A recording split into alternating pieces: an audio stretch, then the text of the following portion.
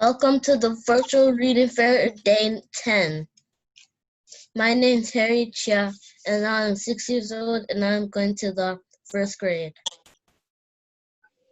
Thank you, Harry. And I'm Meredith McGee, older than 6. And I've been enjoying the reading fair and everybody else. Hello, I'm Dr. Janice K. Neal Vincent. I have been attending for several days now, and I have enjoyed the virtual reading fair. I am an educator. Don't ever like to use the word retired because I'm constantly educating. And I'm a performance artist, so it's just good to be here. Yes, good morning. I'm Vicki Jenkins, and I am a part of the virtual reading fair this morning, and I am the co-chair of the Community Library of Mississippi. And we're happy to have this virtual reading fair today. Harry? Harry?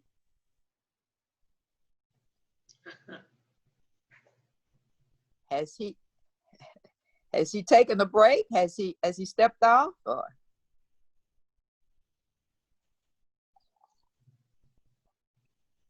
It looks so.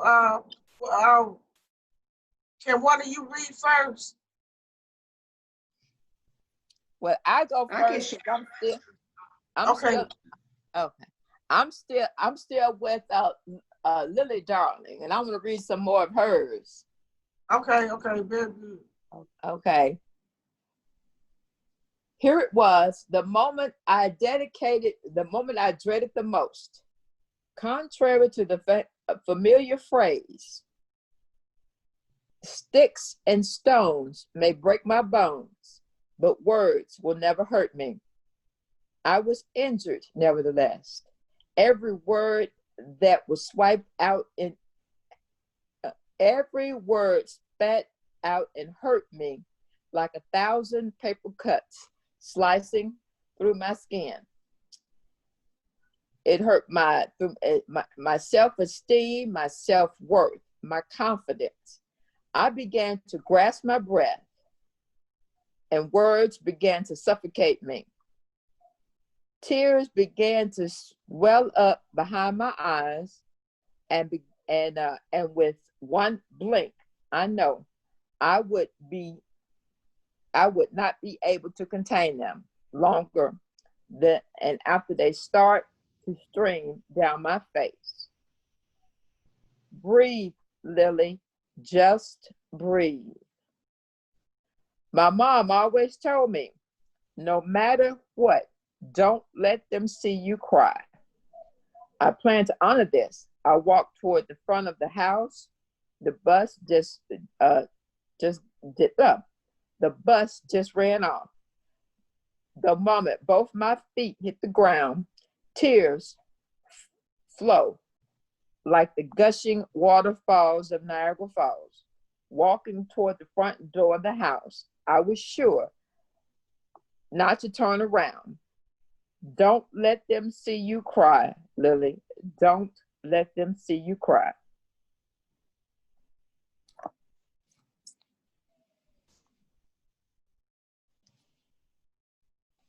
So is that the end of the story? No, that was just about a few paragraphs of the story. And okay. Okay. Has anyone come yet? Okay.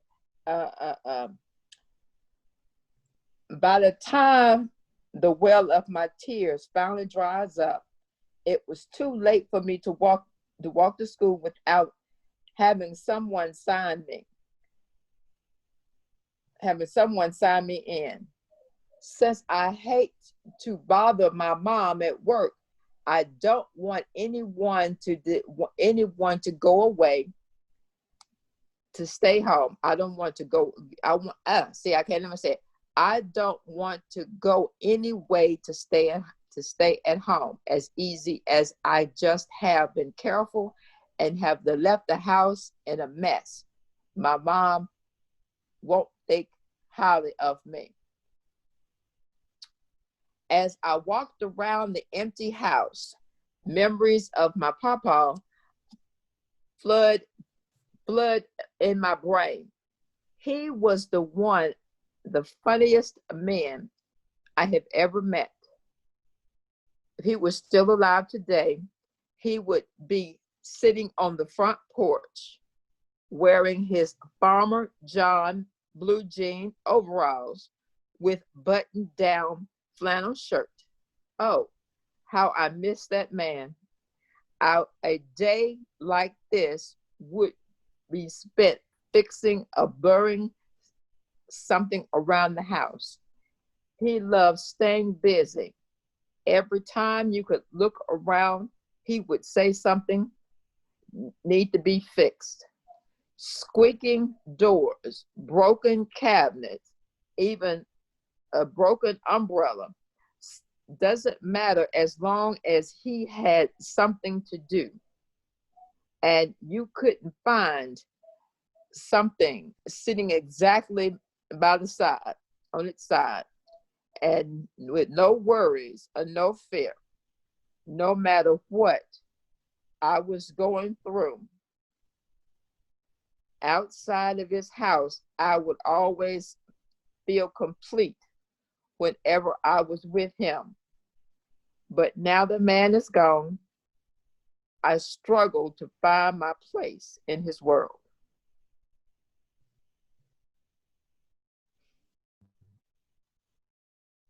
I think that's good for now, because I'm gonna continue reading about the bully, about Lily. But now, if anybody else has come, or it's your turn, Janice. Okay, I thought we were going to comment on yours, and then we Oh, can okay. comment. Oh, okay. Okay. Yeah, as you were reading, I was thinking about the significance of memories. And the reader took me to that particular place to know how important memories are. She's saying she's talking about her loved one and missing the things that were going on. And now it's a totally new world because she's not with that person. And I think that's a reality that we all have to face. Some of us have to face it, I think, more so than others throughout our lives. And then others may face it seldomly, whatever the case may be. But certainly the absence of the person brings back. And that was what I was thinking as you were reading the story. There's a void. And I remember specifically, sticks and stones may break my bones, but words would never hurt me. I specifically remember being told that sticks and stones break your bones, but words would never hurt you. So yes, that's right. And I learned from all of that in spite of the hurting, just as the persona was saying in the story, don't let them see you sweat. So don't and let that, they would never know. They will never know the damage that they have done, but never let them see you sweat. That's where the strength is in the individual. Yeah, a beautiful story. Don't let them see you. Well, I'm going to go back to Delta Jewels from yesterday by Ashley Steele. I mean, yes, it's her name, Ashley. Yeah, Alicia Steele. And I could go on and on with these different stories because every lady has something unique to say. This one was 105 years old when she was interviewed by Alicia Steele. Mrs. Albertine T. Reed. Mrs. Albertine T. Reed. This is what she looked like during a young day. Oh, okay.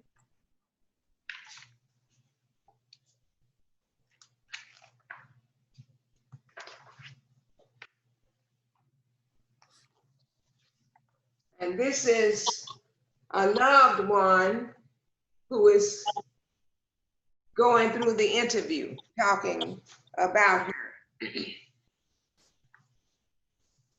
So, Mrs. Reed was born May 1908 and died July 2013.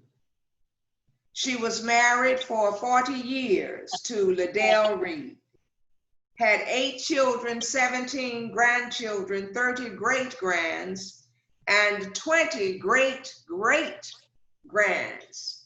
That's a remarkable legacy. Yes, it is. Here goes.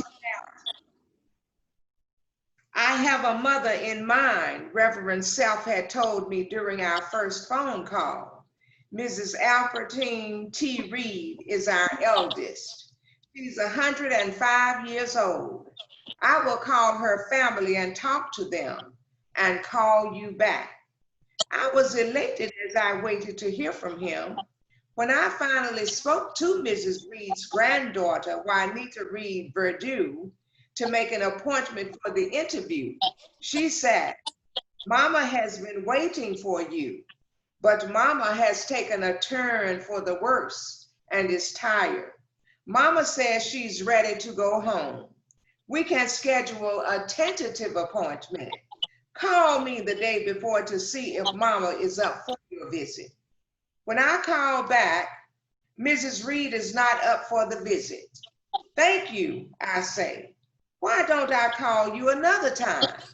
The last thing you need to worry about is me bugging you for an interview." She thanks me. I plan to call in 2 more weeks. During that time, Reverend Self tells me that Mrs. Reed has died. I don't want to call, but I want to show my respect. Mrs. Verdure starts to cry as she tells me that her grandmother passed away. "I'm sorry, this is just hard. She lived a good life, but it's hard," Mrs. Verdure said. I start to cry too. I understand. It's been 20 years and I still miss my grandmother. The good thing is that she had you. Silence. I hear her sniffle. I'm jealous of Mrs. Verdure for a fleeting moment. News of her death reminds me how fragile and unpromised grandmother time is. I re-grieve Graham. Right then I decide I will interview Mrs. Reed through her granddaughter's memory. And 9 months later, I call Mrs. Verdure again. "Mrs. Verdure, this is Lisa Steele. I called you about your grandmother for my book last summer. Do you remember me?" "Oh yes, I remember you. How are you?" "I'm fine. I want to know that I didn't forget about you. I want you to know that I didn't forget about you. I am almost done with the book. Would you like to be a part of it?" "Yes, thank you for calling." "You would do that?" "I would like that very much. Mama had great stories. We know all of them. We have her history. You could use one of her photographs in the book." Mrs. Reed lived on the family farm in Sherrod, Mississippi for 77 years, from 1930 to 2007. But the Verdures lived north of Memphis in a well-manicured upper middle class neighborhood of brick homes. Their home has an open design with tiled floors and big windows. There's cheerful peach paint in one of the rooms and family photos everywhere. Mrs. Verdure immediately welcomes me with a hug. Her husband, Liddell, introduces himself and invites my husband, Bobby, to have a drink on the wood deck in the backyard. Bobby looks like he's hanging out with an old friend. And I exhale as Miss Verdier sits down next to me and hands me a photo of her beautiful grandmother, Albertine Reed. Mrs. Reed was 105. Her daughter is probably around 80. And this granddaughter must be about 60, although she seems younger. One granddaughter to another. We talked for almost 2 hours. She had moved her grandmother from the Delta to live next door to her in Memphis. I was living 3 hours away, more than 200 miles from Graham when she died. She has a book of her grandmother's photos and framed photos of her grandmother from her 20s sitting on a bedroom dresser. I have been taking pictures since my youth, yet I don't have any of that. She knows stories about her grandmother's childhood. I don't know anything about my grandmother. As happy as I am that she is sharing, I grow mad at myself for never talking to Graham about Graham.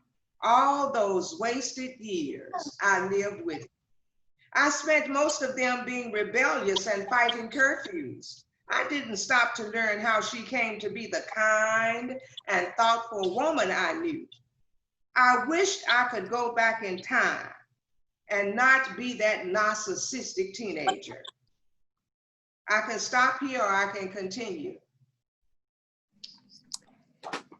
Yes, it reminds me that everybody needs to have their family history. And that is good that someone was able to interview someone with the family history. And that is very good. In comparison, I am the only one in my family I know of that would love to do our family history, but unfortunately, everybody that I could talk with are gone. So it's not much of our family history that I could obtain, but it's good to have everybody's family history because that keeps the family alive. So we got to know each other and know of each other and what each other did. And that's good that someone was able to do that. And yes, I missed I admire her. Mm-hmm. And I missed that. Oh, Okay. go ahead, Vic. Oh, and I was just saying, and I do miss that. And so I kind of wish I could, but I can't now. But that's, as they say, that's gone. You can't. Well, I have to say that is very important. Doing your family. When I wrote the book, James Meredith Warren, America That Created Him, I interviewed all of my uncle and all of his older living siblings and 2 of his cousins. And they were 93, 2 of his cousins were. So they remembered stories I had never heard before because they lived in the side of the in the community where my grandmother and her mother and father and grandmother were from in Taylor County. And so and I interviewed a lady in Oxford, Mississippi, who turned 99 when the book came out, and her perspective was different from the people I interviewed who were my uncle's age that lived in Oxford at the time. And so in interviewing my aunt, and she told me that when she went to Detroit from Mississippi, they had chickens on the farm, and when they got to Detroit, they were buying the chicken from Asian shop centers who on the corner. And also, I tell young people that if you have a grandparent or a great-grandparent, you should interview them on YouTube or any way to understand their stories, because if you don't get their stories, it's lost. And their stories are so very important. You hear that, And, Harry? You need to be interviewing your grandparents and great grandparents and finding out who they were and what their life was like. don't I do not know how to do that because they're in a different state. No, they're in a country. I think that's a valuable lesson to be taught, because over time, it'll come back to haunt you. Well, Big Mama is gone now, or Papa is gone. And so I never got opportunity to, or I had many opportunities to take my tape recorder, whatever, but I never did do it. Now that's an example of me, because my father would sit around when I was younger, had come back from teaching at Northern Illinois University, and he would tell lots of stories. And every time I would go over there, I would say to him, I gotta bring my recorder. And we had a cousin on my mother's side, Kun Ruby, we called her Kun Ruby. And she just was a walking history. She was a member of Central Church downtown on Ferris Street. But she had just so many stories. And she was willing for me to come and share, come and talk to her. And then she got sick. And so it was too late. It was too late. And I regret all of that to this day. But still, there's time for me to get on with other relatives, though many have left.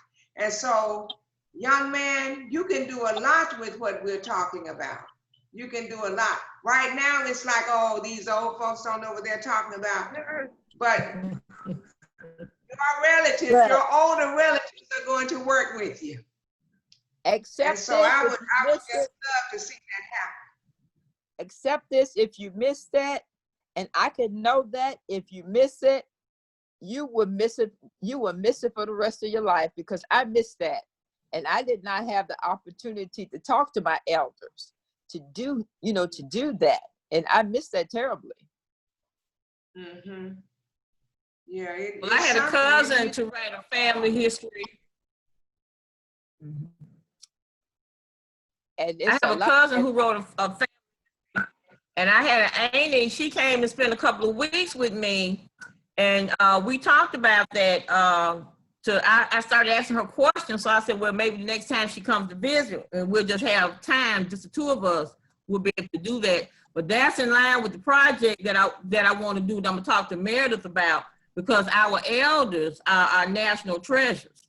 It's not all about the people that everybody knows. It's about the people you know. So yeah, that's a project that I do have in mind. And I'll say this: the cousin who is the family historian, we had a cousin to make a milestone, and so she posted it on Facebook. And husband and I were out of town, and we were going. Part of our vacation was going to the town where cousin lived, who I never knew anything about. So we went to. And when we went to the town and met him and his mom, and it was fantastic. And he's a board member at a museum, so that was great. So that's part of history. That's it, Well, Mary. every person has deep history. Every person has deep secrets, and it doesn't matter what the echelon is. Everyday people or prominent people or whoever. We all have a lot of things because God made us that way. And we get into different situations and we learn through those situations. We're penalized through those situations. Sometimes we don't learn a thing about those situations. But there are a lot of stories that need to be told. We are an oral people, and the others run away with the crown when we tell the stories. That's what they used to do way back, and they continue to do it now because we willingly share. So you're right to put it in writing, because then it becomes yours. And Christopher Columbus cannot take it. It becomes yours.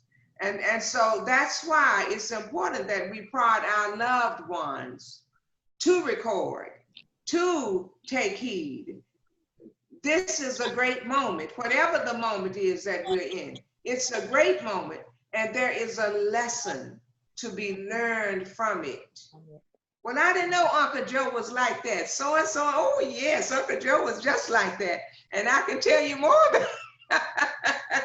So when we see it in writing, it really enhances that thought about Uncle Joe. And see, sometimes something what I missed out on is both of my grandfathers had 2 sets of children, had 2 families. So I'm kind of, you know, I'm kind of stuck because I don't know where everybody is and who everybody is. So I'm just kind of, as they say, stuck, because there may be some on another family that I might can talk to, but they may not have the same information as my grandmother's side. So I'm just, as they say, both my grandfathers had 2 sets of families, and so I'm just kind of in the middle. Yeah, but once you There's a reach out story, that the last boat. you'll find out. Then you can compare. You can look, oh, look at what I found out over here about my relatives. Look at what I found out about them. So you would have a rich legacy there. That is it. So if I can find them and I can get to talk to them, see, that's what it is. The only ones who I do know of are gone. But now if I can find some, I would love to talk to them and see what them, you know, and see what that side of the family is like. And there are some secrets and some history, because every family has it, some secrets and some history. I would love to find them out. So Well, I guess we're gonna have to do a session about interviewing people to gather stories, because for Vicky, you in Clarksdale, you have people who know your parents because your mother was a school teacher. You can interview them. All you gotta do is interview them, and you'll be able to gather some information. People who are older than you, a generation older than you that are still alive, you get a lot of information from them. But anyway, I guess we better move on to the next reader now. Thank you, everyone. Yeah, well, thank you. That was a very good discussion, because I think that everybody should know their family history too. Very, very important. Mom, how am I supposed to interview my grandma and my grandpa? Can you call them? Yes, Mom, but the internet is not gonna be well. You can write them a letter. Okay. I'm going to give you a book that has your family tree in it. And when you write your family tree, you write down your name, your mother, father's name, and their mother and father's name. And then you start collecting. I don't know my grandma's mother. Yeah, but your mother could tell you all of that. Your parents will have to help you do your family tree. And once you do the tree, then you can find out a story about each one and write the story down and keep it in your book. You could at least start there. Like, for instance, on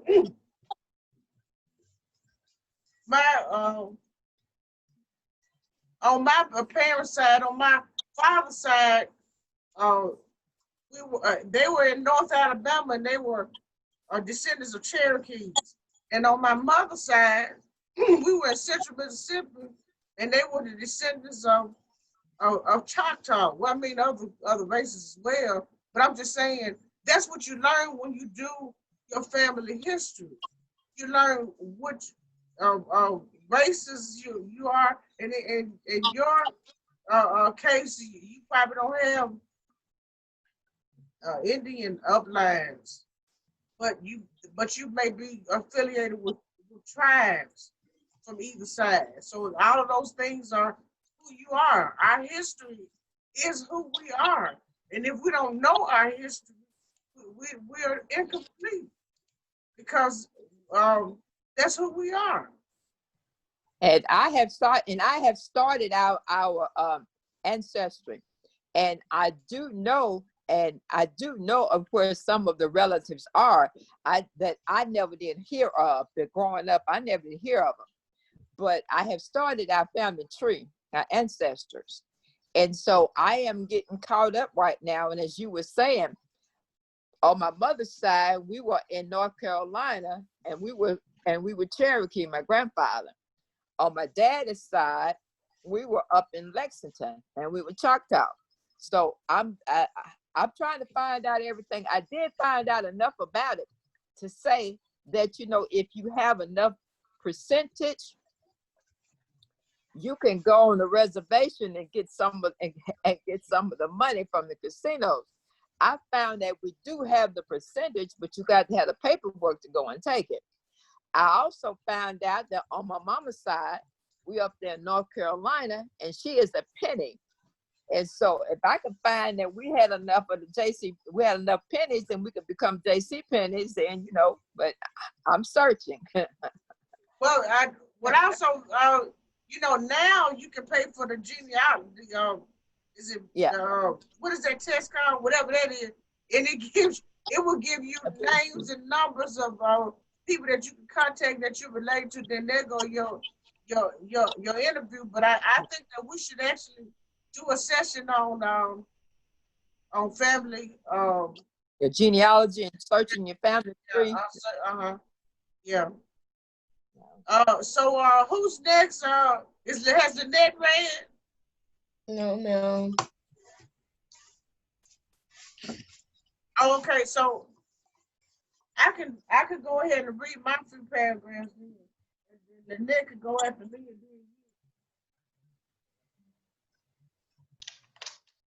Hey, how you doing today? All right. Good to see you.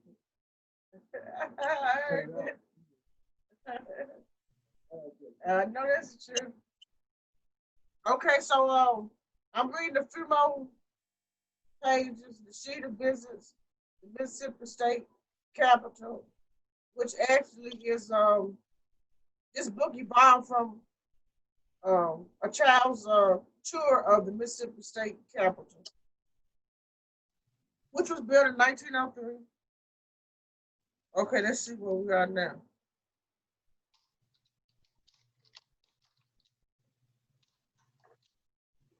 Daddy said when the great African generals fought wars, people died. War is devastating. Taking life is evil. It is written, thou shalt not kill. Times of peace are the greatest times for nations. Daddy said the picture to our right of 4 African American boys playing on a cannon is breathtaking because the boys were in the moment happily pretending to be something in a make-believe world. Daddy said a cannon is very destructive. Now here's the picture she's talking about. Y'all see that? Oh, okay. Okay. Oh, look. It says 4 black boys sitting on a cannon by a waterfront. The photographer was William Henry Jackson, and his timeline was 1843 to 1942. And this was published in 1902 by the Detroit Publishing Company. And I obtained a photograph from the Library of Congress, which, Harry, that's our nation's largest library. The Library of Congress in Washington, D.C. You ever heard of that? No, ma'am. Called the Library of Congress. Okay, so did you see the picture of the boys on the cannon? Mm-hmm. Yeah. I saw it. You know what a cannon is? No, ma'am. Cannon is a weapon that is used once it is shot. it could blow up an entire area. You said a cannon? Yes, right here. I know a cannon. Okay. So you see these black boys sitting on a cannon, they're playing like they're riding a horse. This is 1902, and they're by the beach. And this a cannon was possibly used in the Civil War to destroy the enemy of the Confederates, which was the people who were trying to preserve the Union and free the slaves. So that's the discussion that the father, Nashida's father, is having with her about the image of these boys playing on something that was so very destructive. The first boy in the picture had his arms folded and his hands out as if he was holding something. The other three boys were holding the back of the boy's jacket, sitting in front of him. It looked like they were pretending to be riding horses. They were all smiling, sitting on a cannon, which had possibly been used in the Civil War to keep erasing slaves. The youngest boy was leaning forward, laughing very hard. Mama said the boys probably did not know anything about the history of the cannon. Mississippi State Capitol was under construction when the picture was taken. So the picture was taken in 1902. And I'm gonna stop there. Are there any questions or comments about them? No, ma'am. Okay. And who is Lynette, are you back to read? Okay.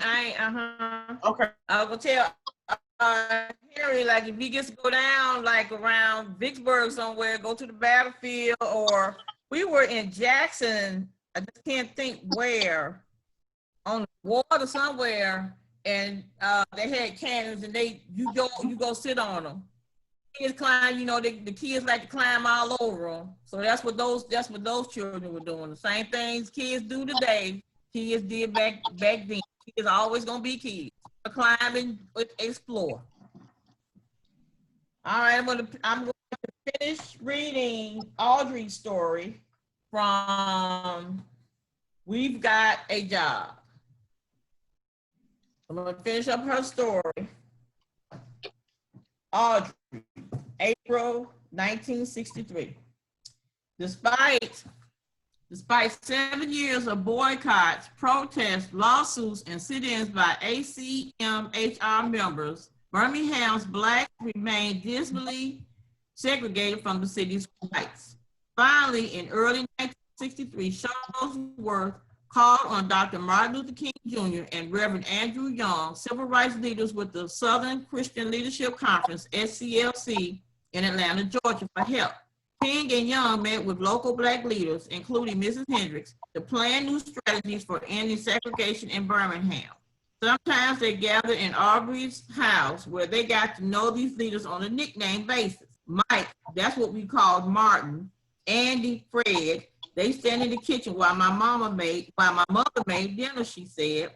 Mike would lift the top off a pot and say, "What's cooking, Lola?" What they cooked up was a scheme to intensify pressure on the city by increasing both the number of demonstrations and the number of demonstrators. While watching one of these events, Audrey saw an incident that shocked her. I was standing on the steps of the 16th Street Baptist Church watching an elderly black man walking in the park across the street with other people 2 by 2, she remembered. A policeman allowed a dog to attack that man just because he was walking. It was unbelievable. At that time, at that moment, 9-year-old Audrey made a decision. She would no longer just attend meetings. Somehow she would act on her own. She saw her opportunity before the moment was out. So that's her story. That's the story of a 9-year-old. Children can affect change. It's not just older people or, grown-ups. Children can affect change also. So I think this is a very interesting book, and I'm glad my niece loaned it to me. I have to tell her about it. And the 9-year-old, she was in Birmingham. Yes, this was all. This was the 1963 Birmingham Children's March. So I'm gonna do a little bit more reading about that. And we go through Birmingham when we go to Atlanta. And I've been to the King Center. One day, my husband, we were just out. We went to we just was out. We went to Selma, went to Birmingham, went to Montgomery, went to just out, just riding. And we went. I thought we were at the Pettus Bridge, but there's a replica of the Pettus Bridge. So I said, when we go back that way, we're going to actually go across the Pettus Bridge, which may be named the John Lewis Bridge by the time we get there.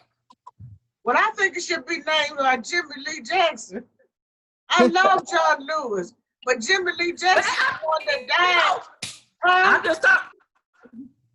I know there's a big. I'm just saying, you know, that's what I know, but that bridge, I've been on the bridges in Selma, which is not far from where Jimmy Lee Jackson lives. Where did he live?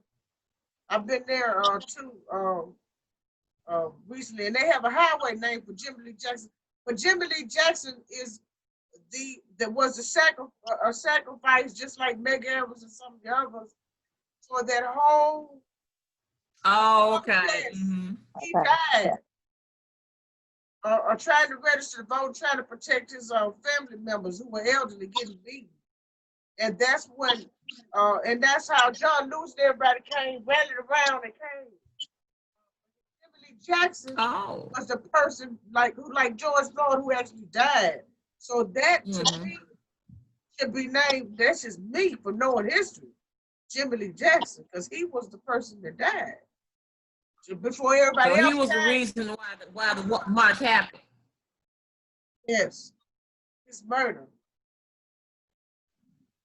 And so, I want to piggyback on something that Janice said. Cause my cousin and I, we get out and just drive around, and we went to Tuskegee, and you know, we just all around, and we went to Philadelphia, and we would stop and ask people about where's this and where's that.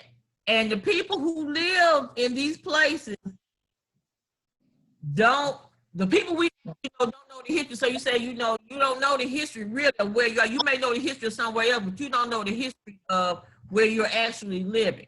So we would go to these different towns and we would ask just people we was on the street, well, where's this site? Where's this? I don't know. Oh, I don't know. What? So I told my husband, we'll and we'll have a guidebook some kind of way, and we'll a map, now you GPSing and just go back to these different sites. I'm not sure. Well, I guess Harry would be back in the season finish. But anyway, not to me, and I could be wrong, it's just from my selective memory from traveling and visiting museums everywhere, all over America.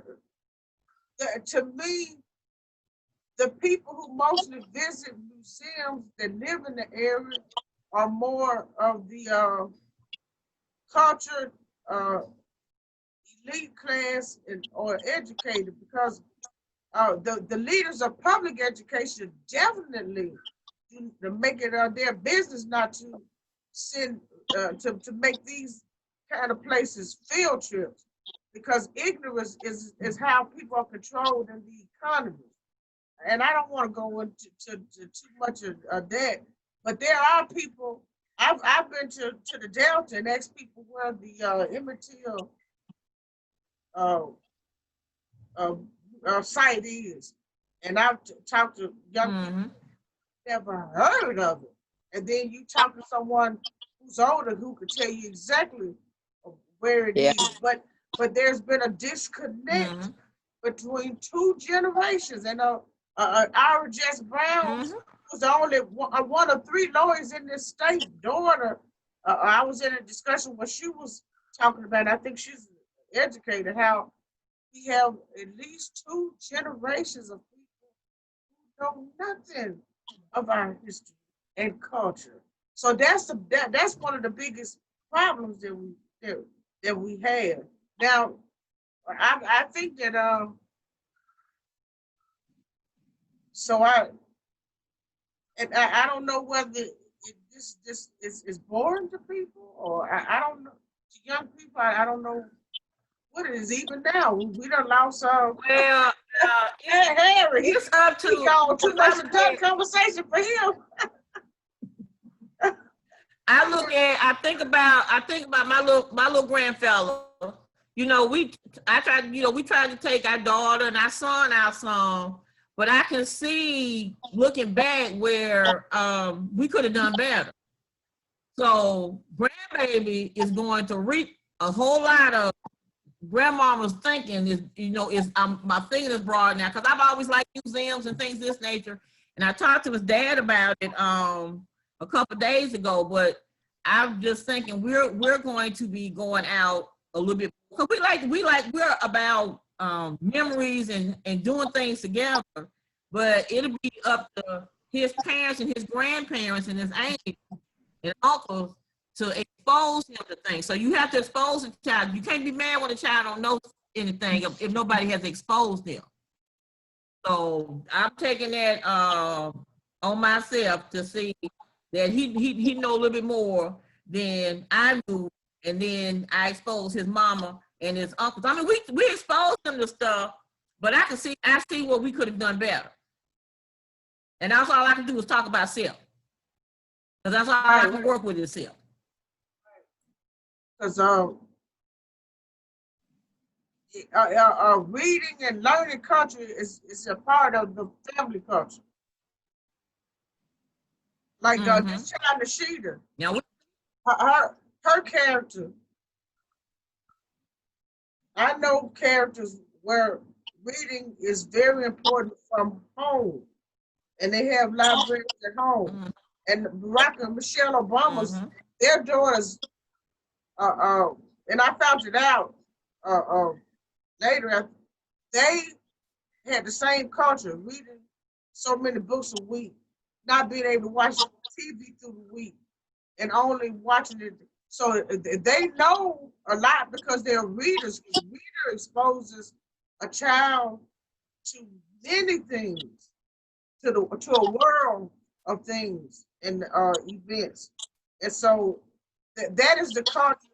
Some families, the culture is to read to a child every night. In some families, the culture is to occasionally read to people. So all of that, going to museums and all of that, and reading and learning culture, history, it starts in the house, usually with the mother, but sometimes the father plays a huge role in reading and teaching and learning history and culture and worldwide events.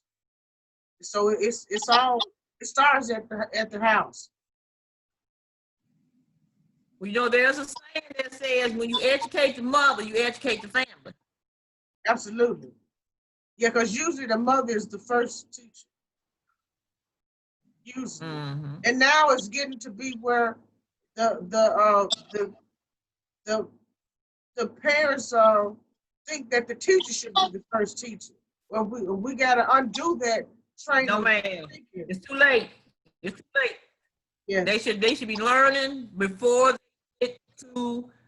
they should be learning at home before they get to formal education. Right. And I guess that I guess that is something that parents have to be taught too, to know that it starts at the. That's true. You're right, because some don't know. Yeah. You're right, because some don't know. And you know the expression, the apple don't fall far from the tree. Yeah. So if there is no tree to fall from, where is the apple going to fall to? If there is no, it always starts at home. Yeah, the apple doesn't fall far from the tree. So whatever's at the house, you know, the children does not know. And when I was a freshman in college, a man who was about 93 told me something that stuck with me for life. He said, he asked me what I was majoring in, and he was so proud that I was in college. That was a big important. He was about 93 years old, and this was in I think 83, something like that. But anyway, he said, God gives everybody talent. And then, one of my uncle always says that if you you could teach children about how to sing, and they could be the greatest singer in the world. You could teach children literacy, and they can become a professor or a writer or a poet or whatever. But whatever you teach people, the one thing that my grandmama said was, if a task is once begun, never leave it till it is done. Be the labor great or small, do it well or not at all. If we have that mentality of above average excellence, striving, the best, great things can come from that one example. And I think that makes all the difference in the world, because everybody is taught different skills from parents. Some men are taught how to be mechanics, how to be a plumber or painting. And the one thing that sets everybody apart from is the idea that I'm not going to be average. I'm going to be the best. And I think that's one important thing that we have to, and then to let people dream and grow, because you have to have vision. The Bible says a people without vision will perish, and that's very important. And I think that we'll just end this, and I think that some of this is for our literary session, August the 8th. Well, we had these presenters. We got someone on the elementary, middle school, high school, and then Miss Janice on the college. Everyone would do the 3-minute presentations, and I still need you all to send the headshots. For that, oh yeah. But anyway, it's been a great one. We lost Harry today. We lost him. Our moderator. Because all this adults. Mr. Sweetheart. Not so interesting. Mr. Sweetheart. Anyway, so we'll see what happens at 2:15. Y'all have a good one. Okay, then see you later. All right, y'all the same. Okay. Okay, all right, bye-bye. Thank you, Janice, for your comment. Yeah, Thank you. Thank you. Everything was wonderful. Yes, thank you.